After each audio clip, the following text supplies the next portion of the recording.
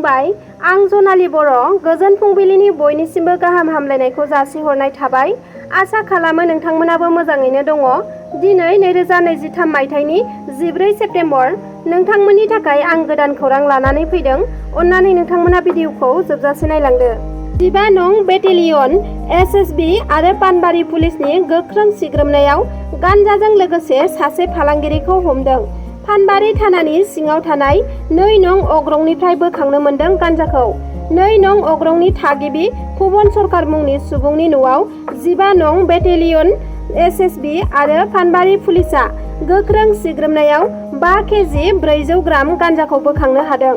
मिथिना मोननाय बादिब्ला पुलिसजों हमजानाय फालांगिरिया माखासे साननिफ्रायनो गान्जानि फालांगि खालामबोबाय थादोंमोन। मोनसे स्रोत सुलुंनि बिथाजों सिग्रोमनायाव हमनो मोन्दों गान्जा फालांगिरिजों लोगोसे गान्जाखौ। मख'नो गोनांदि बे बोसोरनिनो थांनाय 19 फेब्रुआरि खालि गान्जाजों लोगोसे हमजानानै मोनसे स्रोत सुलुंनि बिथाजों सिग्रोमनायाव हमनो मोनो गान्जा फालांगिरिजों लोगोसे गान्जाखौ।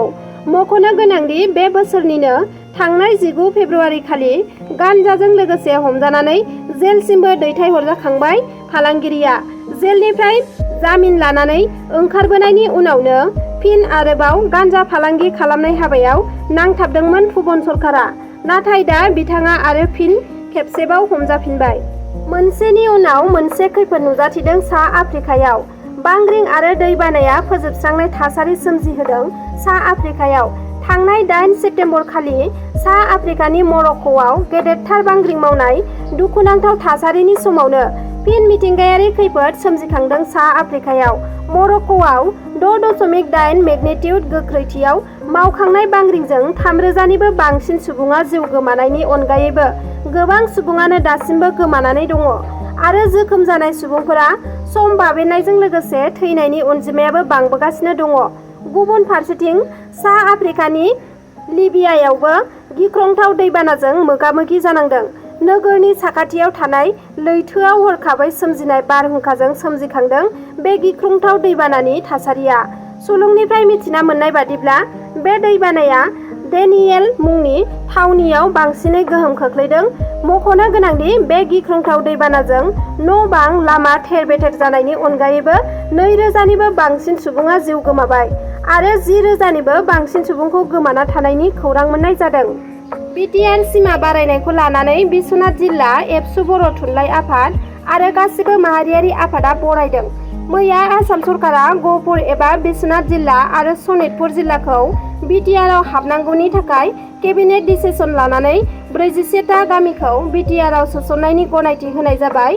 बेखौ लानानै आसामनि गिबि मन्त्रि हेमन्त बिश्व शर्मा आरो बिटिआरनि चिफ प्रमद बर'जों लोगोसे कमिसननि मेम्बार खोरोमदाव औवारी, दुलाराय बर' फरायसा आफादनि आफादगिरि दिपेन बर' बिथांमोननिसिम बिटिआर सिमा बारायनायाव नांथाब नाजानायनि थाखाय साबायखर बावदों बिश्वनाथ जिल्ला दुलाराय बर' फरायसा आफादा आरो बिथांमोनहा खावलायबावदों दि थांनाय जानुवारि दाननि 22 रिपाब्लिक डेआव चिफ मिनिस्टारआ गावनि खुगाजों 60टा गामिखौ सोसननो थाखाय बुंदोंमोन, नाथाय मैयानि दिनाव केबिनेट डिसिसनाव 41टा गामिया फारिलाइयाव फैदों।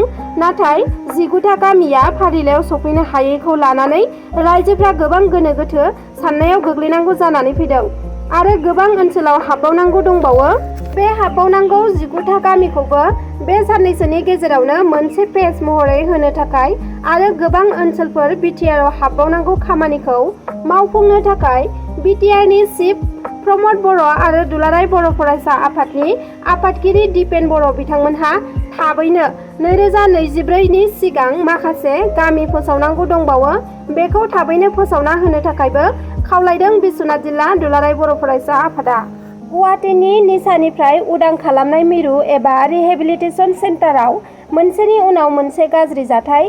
बे बाराव 3थि फ्लरनिफ्राय गोग्लैनानै सासे मावथिआ दुखुनांथावै जिउ गोमायो। थैनाय सुबुङा बर'मोन। बे जाथायखौ गोरलैयैनो मानिनानै लानो हायाखै। बे जाथाया बुथारनायसोना हारसिङैनो गोग्लैना जिउ गोमामारनाय? नायबिजिरनाया जादों उन्दै गिदिर गासिबोनियावनो ड्राग्स बाहायनाया बारा जानायजों लोगोसे गुवाहाटीआव निसा मुक्ति मिरुआबो बारा जालांगासिनो। सा 39 थानो हानाय मिरु वेलिं वे वेनसन ससाइटियावनो जादों भास्कर मुसाहारिनि जिउ गोमादों होनना मिथिना मोननाय जादों। मिरुआव रानिं वाटारनि जेंनाखौ फोजोबनो थाखाय 3थि फ्ल'रनि छादआव गाखोदोंमोन। बे समावनो गोग्लैयो होनना बिबानगिरिफोरा बुंदों। लोगो लोगो बेखौ देहा फाहामसालियाव लाना थांदोंमोन, नाथाय जेएनआरसिआव जिउ गोमायो। बेनि उनावनो पुलिसफोरा नायबिजिरनाय खामानिखौ जागायबाय। गोबां मिरुआवनो बेबादि जाथाय जाबाय थानायनि थाखायनो बे जाथायनि सायावबो सन्देह खालामनाय जादों। गोबां मिरुआवनो देहा फाहामगिरि आरो लोगोसे रोंखानाय सुबुं थाया। सरकारनिफ्राय लाख लाख रां लायो। बेनि उनावबो मोजाङै बाहायैनि बायदि अजदफोर मोनो रिहेबिलिटेसन सेन्टारफोराव, जायनि थाखाय बे मोनसेखौबो सन्देह जानायखौ नुनो मोन्दों आरो पुलिसफोराबो नायबिजिरदों। रायजोआव फिन हानजायै गाग्लोबनाय जाथाय। गंसे नखरनि गासैबो सोद्रोमाफोरखौ गाज्रियै गाग्लोबदों गामिनिनो गोबां रायजो राजाफ्रा। बे जाथाया धेमाजि जिल्लानि सिलाफोथार पुलिस थानानि सिङाव थानाय भैरबपुराव जादों। गाग्लोबजानाय नखरनिफ्राय फोरमायथिनाय बादिब्ला बिथांमोननि हायाव कालभार बानायनो थाखाय गामिनि रायजो राजाफ्रा हाखौ बिदोंमोन, नाथाय हाखौ एंगारिनि थाखायनो गामिनिनो गोबां हौवा हिन्जावफोरा आखायाव लावथि थखन बायदि बायदि लानानै गाग्लोबफैदों। गिबियाव बिमा बिफाखौ गाग्लोबदों आरो बेखौ होबथानो थांनायाव फिसाजो सानैखौबो गाज्रियै गाग्लोबदों होननानै फोरमायथिदों फिसाजोआ। रायजो राजानि गाग्लोबनायजों नखरनि गासैबो गाज्रियै जोखोम जानो गोनां जादों।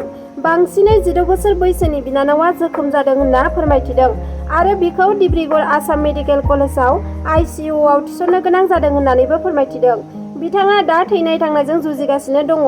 जाथायखौ लानानै पुलिस थानायावबो मिथिहोनाय जाबाय आरो जाथायनि सायाव थार बिजिरनायखौ नांगौनि थाखाय दाबि दैखांदों गाग्लोबजानाय नखरनिफ्राय। फोरमायथिनो गोनांदि गाग्लोबजानायनि नखराव बिमा बिफाजों लोगोसे 2 फिसाजोफोर दङ। गाग्लोबग्रा गामिनिनो माखासे सुबुंफोरनि मुंखौ बिथांमोनहा फोरमायथिना होदों। फोरमायथिनाय बादिब्ला मुंफोरा फारियै प्रणब देब, किशुलाल देब, बिजय सन, सनजीब सन, जीबन्ती दास, रिना दास आरो माखासे सुबुंफोर। दिनैनि खौराङा बेखिनियानोमोन। नोंथांमोना जुदि आंनि चेनेलखौ साबस्क्राइब खालामाखैब्ला अन्नानै साबस्क्राइब खालामनानै ला आरो लाइक, शेयार, कमेन्ट खालामनो दाबाव। गोजोन्थों।